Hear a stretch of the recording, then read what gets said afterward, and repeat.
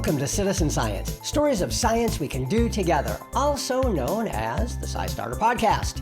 In this episode, SciStarter's Sharkapalooza Apocalyptic Whammalama Ding Dong. Yes, Shark Week.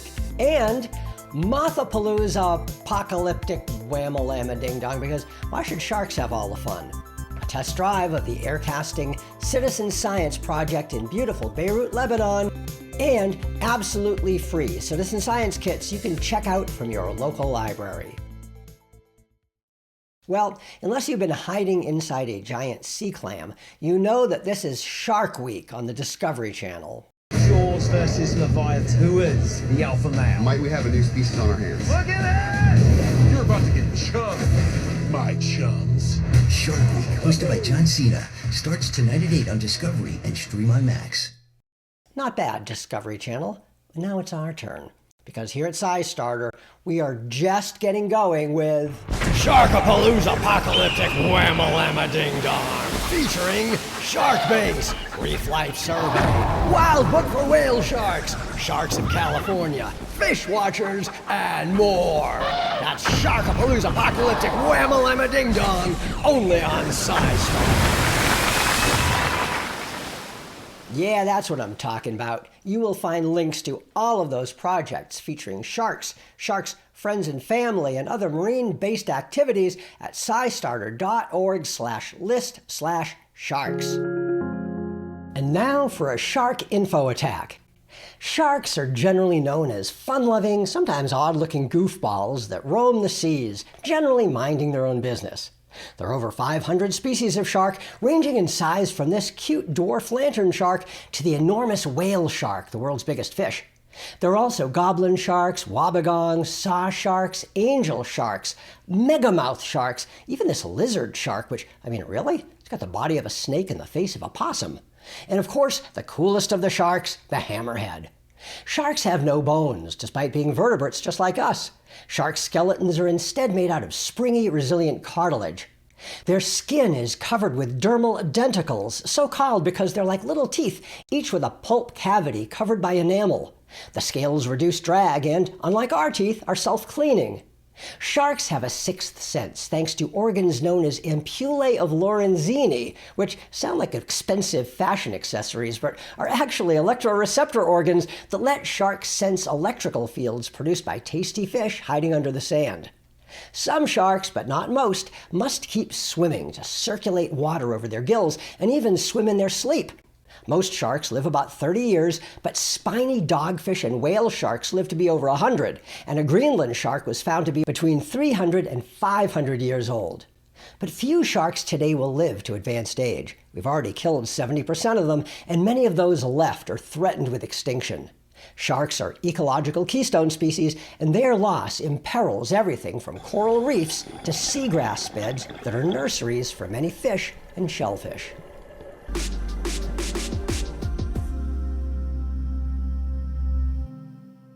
Most shark citizen science projects do require that you report on shark species, distribution, and activities, which means you need to be near sharks. Some, like Reef Life Survey, require that you're a certified scuba diver, but there are some for snorkelers and even for people who spot sharks from boats. But what if you're unlucky enough not to live or vacation near any sharks? Can you do any of these projects without any actual sharks? Unfortunately, no. At least none that are currently on SciStarter. But there is Orca Sounds, and orcas are sort of shark-like. In fact, if whale sharks are so named because they are sharks that look and act like whales, shouldn't orcas be called shark whales? Because they are whales that look and act like sharks. In any case, you can contribute to the Orca Sounds project from the comfort of your own home by listening to recordings of shark whales, orcas, and learning what they sound like. Then you can use the OrcaSound app to listen live to one of the project's underwater hydrophones. You hit a report button if you hear any orcas, and that helps researchers keep track of orca pods and make sure they're doing well. We've got a list of shark, orca, and other saltwater citizen science projects lovingly curated for you at, scistarter.org/list/sharks. Now, in addition to Shark Week, it's also Moth Appreciation Week, which runs from July 20th through the 28th. And if you think moths are just the homely cousins of butterflies, take a closer look. For example, the moths of the Sphingidae family, or sphinx moths, look and act like hummingbirds until you get up close and say, what the heck is that? It's a moth. Then there's the Saturnidae family, which includes the enormous Atlas moth of Asia with a 9-inch wingspan, its cousin, the Cecropia moth, the biggest moth of North America, and also the ethereal pale yellow Luna moth. There's the rosy maple moth, the ruby tiger moth, the white ermine moth. There's the 6-spot burnet, which has bright red spots that warn predators to stay away, which is a good idea, because this moth secretes cyanide if attacked. Macrosilax maya is a moth with a different approach. It has wings that feature what look like flies feasting on bird droppings.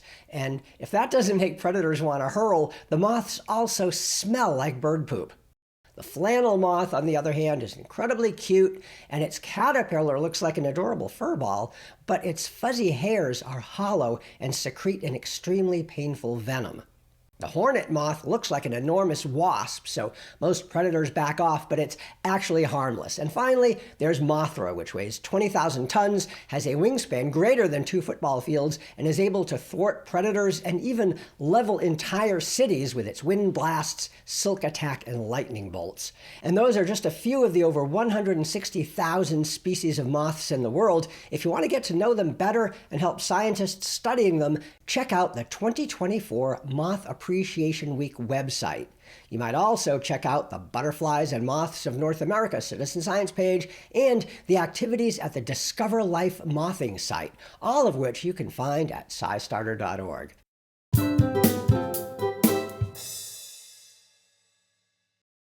And now, a SciStarter project test drive by Roland Moundelak, reporting from his home in Beirut, Lebanon.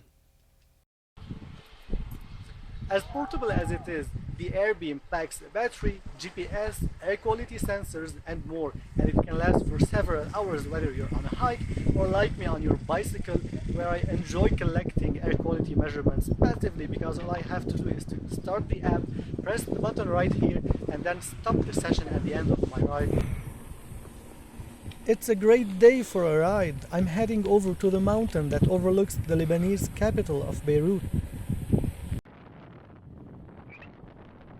All I have to do is to enjoy the ride and the scenic landscapes as the Airbeam collects data simultaneously. You might hear a lot of bad stuff about Beirut or Lebanon, but it really is a beautiful and special country. Hey, a space shuttle!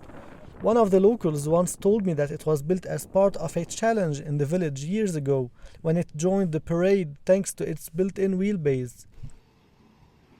Just another beautiful day in the neighborhood.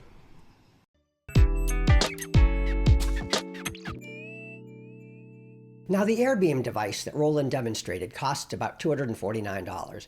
But if you're interested in trying one out, you might be able to check one out as part of the Aircasting Citizen Science Kit at your local library. Michael Heimbinder is founder and executive director of Habitat Map, the company that makes the Airbeam, and he partners with SciStarter's Citizen and Community Science Library Network.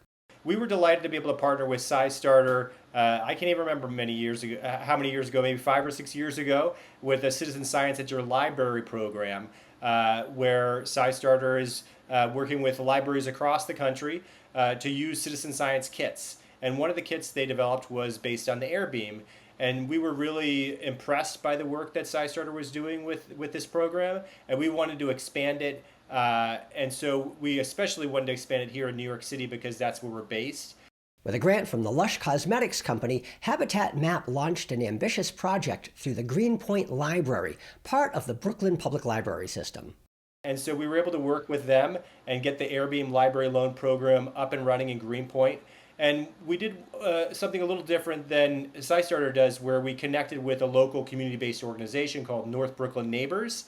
And so the nice thing about it was it shows that there's this really special thing that happens when you bring together the library, the community, a community-based organization, because then people are not just investigating, hey, what's it like outside my home or what's it like inside my home, but they get to understand the bigger picture and see what air quality is like in the neighborhood as a whole and what this organization has been doing for years to clear the air in the neighborhood. So it helps them recruit volunteers, helps them recruit donors, it helps them to educate the community, and it helps the community to better understand the context of air quality in their neighborhood and become better advocates themselves.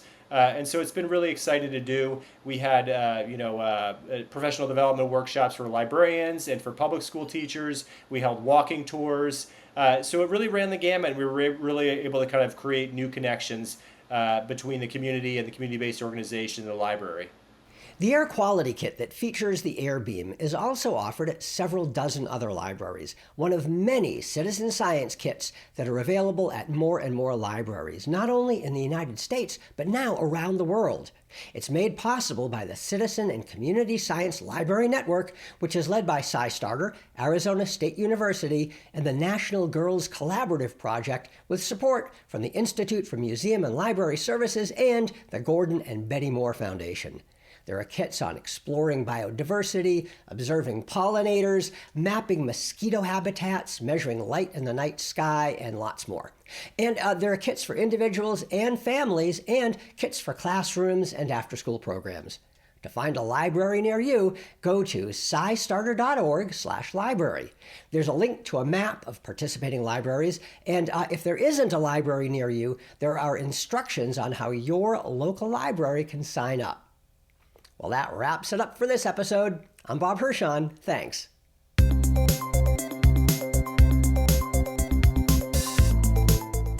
This podcast is brought to you each month by SciStarter, which is jam-packed with citizen science projects, events, and tools. It's all at SciStarter.org. That's SciStarter.org. Thanks so much for being a citizen scientist and getting involved in making a difference. And if you have any ideas you want to hear on this podcast, drop us a line at info@SciStarter.org. We'd love to hear from you. Thanks again. I'll see you next time.